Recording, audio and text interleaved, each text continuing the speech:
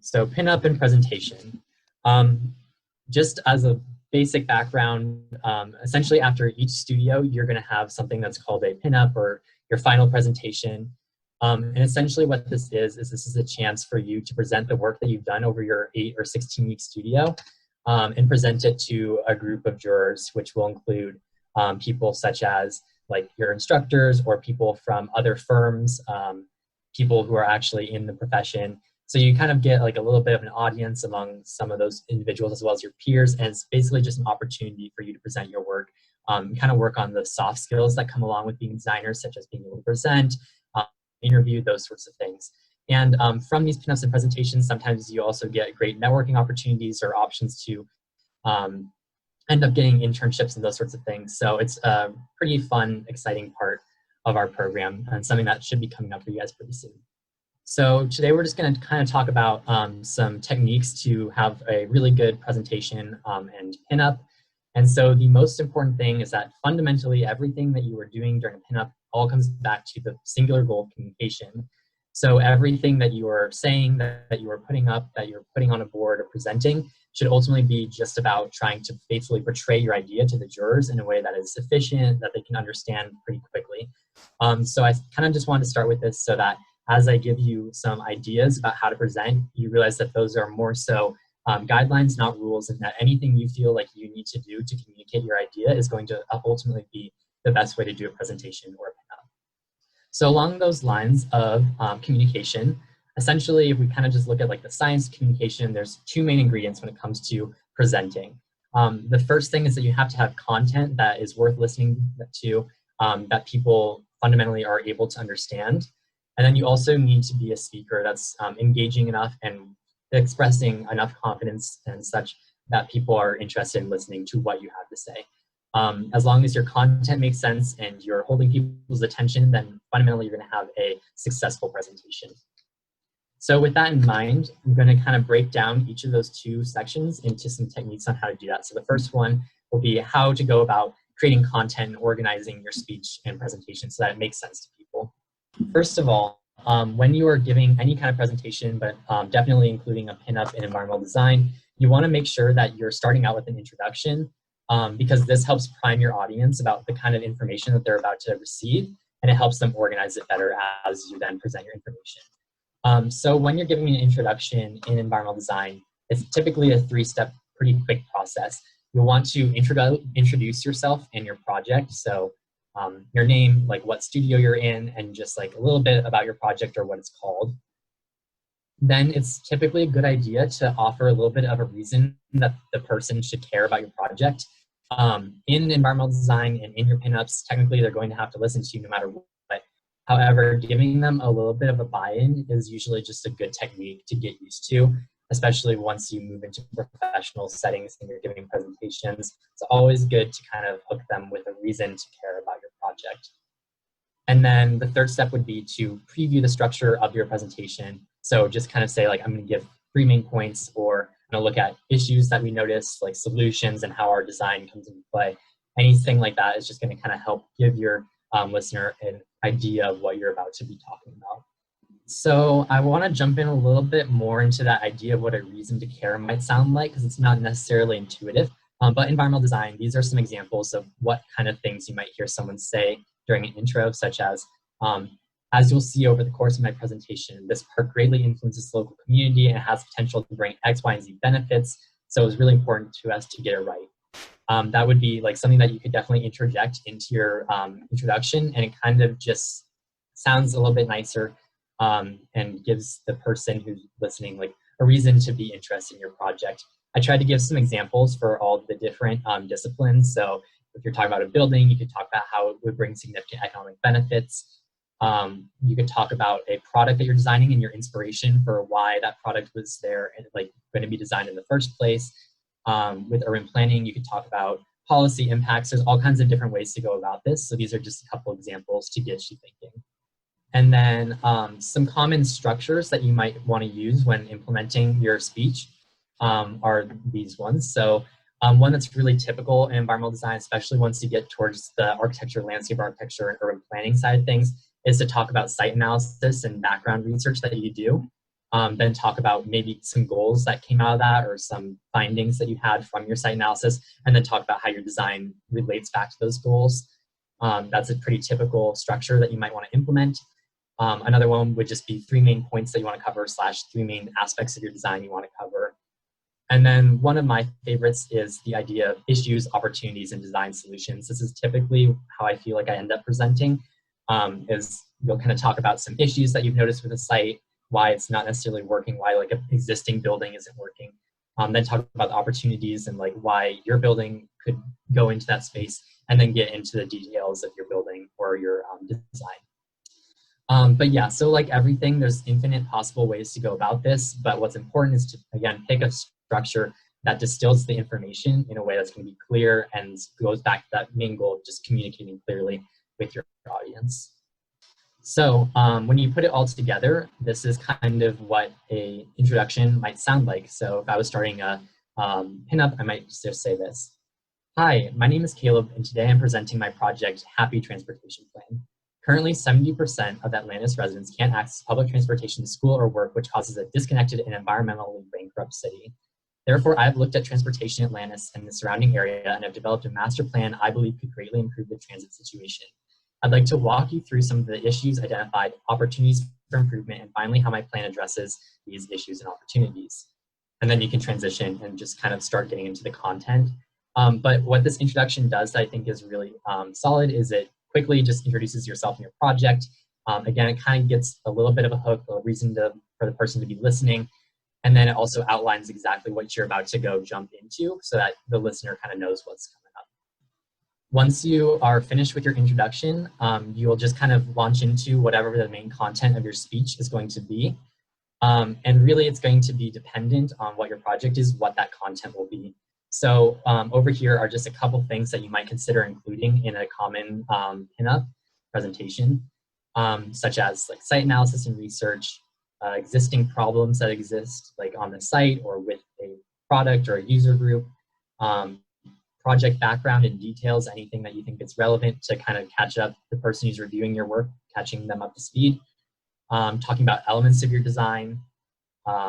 You can always introduce a little bit of your process work and talk about some iterations you went through. That's usually really enlightening, so that you can kind of see like why the final product looks the way it does. And when they see all the iterations, it makes a lot more sense usually for them. You can always talk about design goals, and once again, anything else that you feel would be important.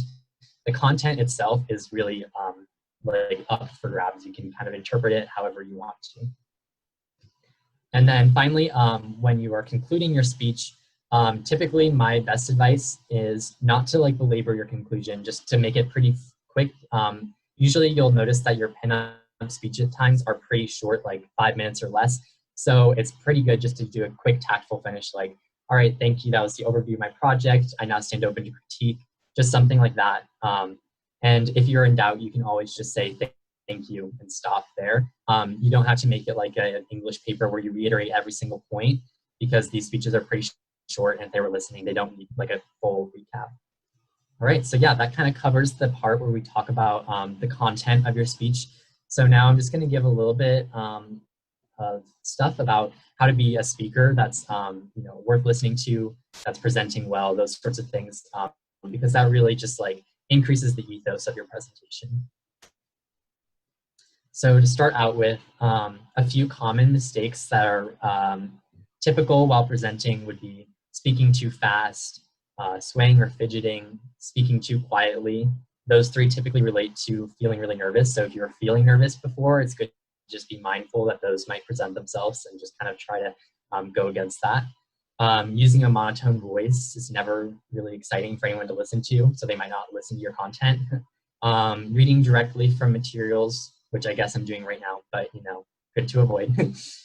Presenting beyond your allotted time, all of those sorts of things are great to avoid. I wanted to give a little thought about using ums in your presentation.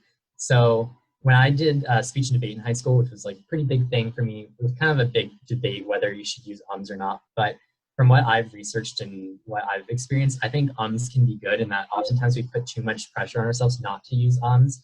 They actually typically play an important role in English, such as like keeping attention and like indicating that you're about to say something as you're formulating a thought so that someone doesn't come in and interject. So my only thought here is that don't get too in your head trying not to say ums or filler words, because that might actually kind of distract you from your presentation. You should be aware not to use ums all the time, but if they present themselves a little bit, I don't think it's that big of a deal.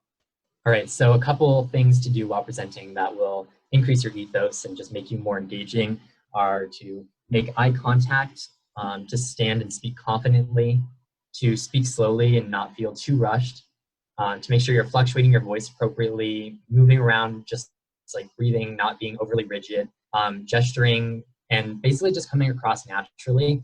I would recommend practicing, but in general, it's good to come across almost like your offhand, just naturalistic presentation styles typically do really well. Yeah, this video kind of just goes over the importance, or like kind of is like a case study for like why good presentation skills are so important. So we'll just watch that real quick.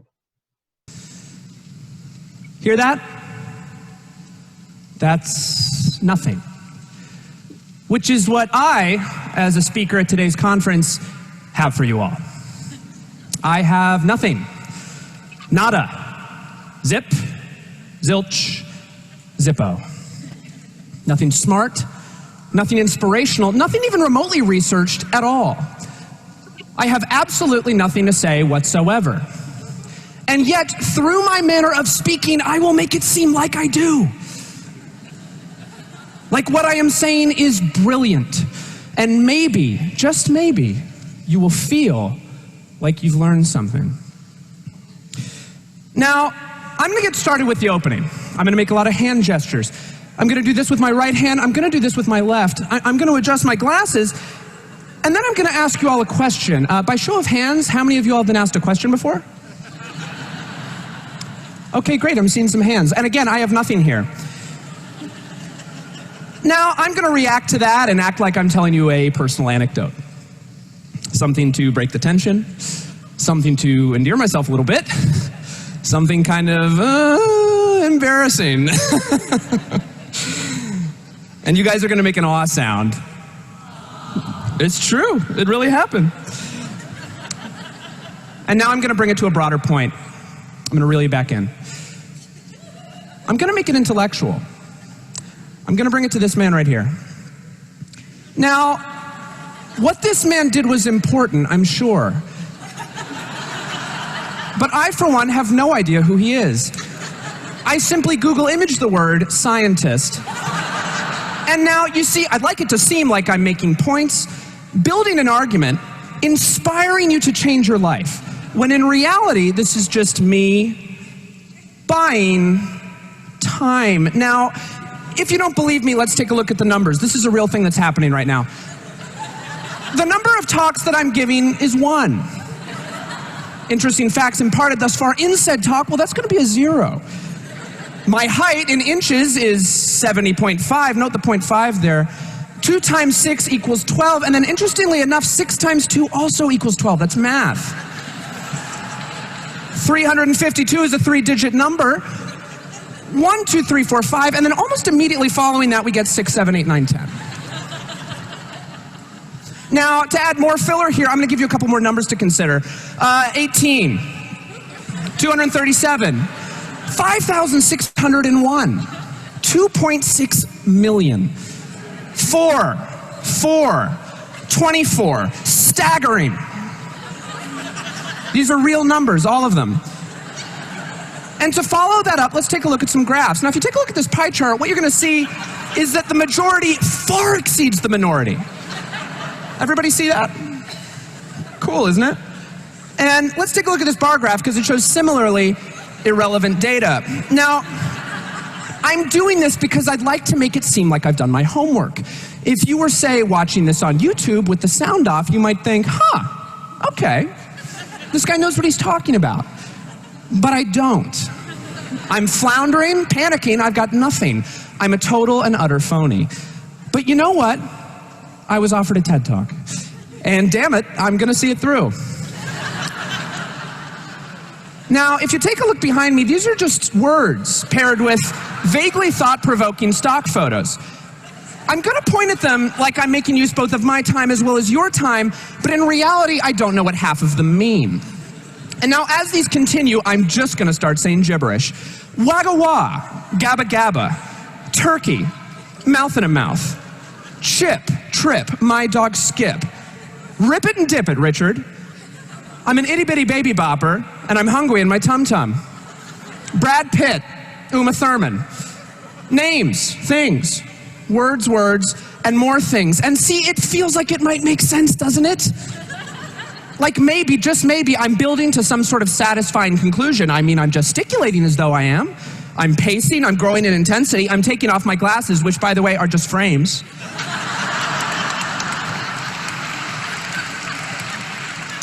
I wore them to look smart, even though my vision is perfect. And now I'm gonna slow things down a little bit. I'm gonna change the tone. I'm gonna make it seem like I'm building to a moment. And what if I was? Amazing, isn't it? What can you do?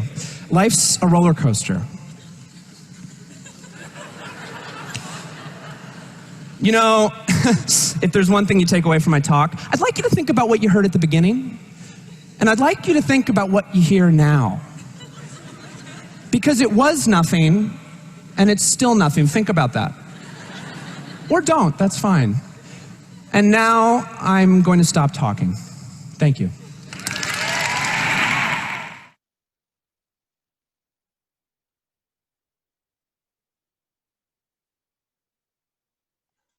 All right, yeah. So I think that video really kind of just says it all. Like the way that you present is almost like 80% of how you're going to be perceived. Like obviously having good content is important, and he actually did have content, just like in subtext, you know. But like I think that's just really illustrative of like the power of like good public speaking. All right, so finally, just wanted to go a little bit over how you'd actually prepare for a pinup.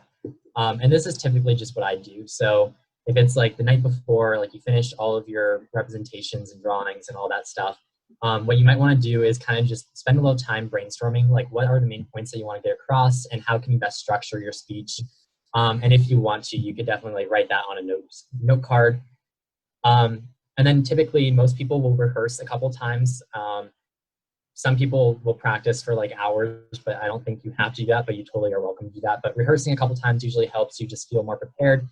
And typically I'd say if you're going to have anything rehearsed, it's good to have your intro kind of thought out, but then just kind of allow the rest to just naturally develop.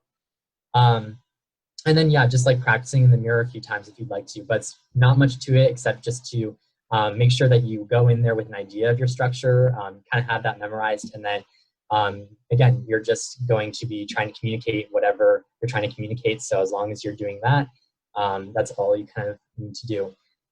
One thing that is a pretty good tip is to bring a note card. If you're someone who likes to bring a note card, maybe like put it in your pocket or something. So try to have it memorized, but then know that it's like in your pocket if you do want to pull it out. That was like a technique that I would use a lot. And then most of the time you end up kind of being able to do the presentation without your note card. But it's like there, so just a thought there.